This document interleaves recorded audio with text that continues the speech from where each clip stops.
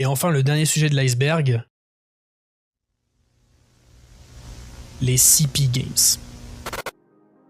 Pour terminer notre descente dans les fonds de Roblox, et je pense qu'on peut pas faire pire en termes de ce que j'ai trouvé sur Roblox, nous allons aborder l'histoire très sombre et controversée des CP Games. Pour ceux qui ne savent pas ce que ça veut dire CP, le C signifie child et le P graphie.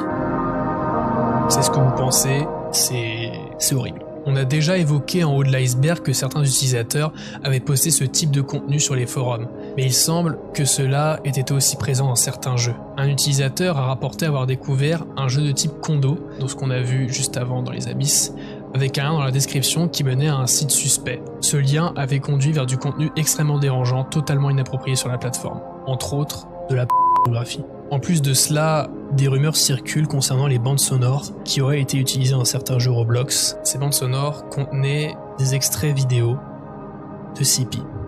Bien que cela n'a jamais été confirmé de manière définitive, il est aussi difficile de l'écarter totalement. En effet, il n'est pas particulièrement difficile de contourner les restrictions d'audio sur Roblox. Il existe malheureusement des fichiers audio de ce type qui circulent un peu partout sur internet. Il est donc tout à fait possible que certains utilisateurs aient réussi à incorporer ces bandes sonores douteuses dans des jeux avant qu'ils ne soient supprimés par la modération. C'est ce qu'on peut trouver de pire sur Roblox. Pas uniquement sur Roblox, sur tous les autres jeux. C'est littéralement la chose la plus horrible que j'ai dû à dire pour l'instant sur cette chaîne. Ces incidents troublants soulignent l'importance de la surveillance sur Roblox et les efforts constants que la plateforme doit fournir pour empêcher de telles situations d'arriver à nouveau, car personne, absolument personne, ne doit voir ça.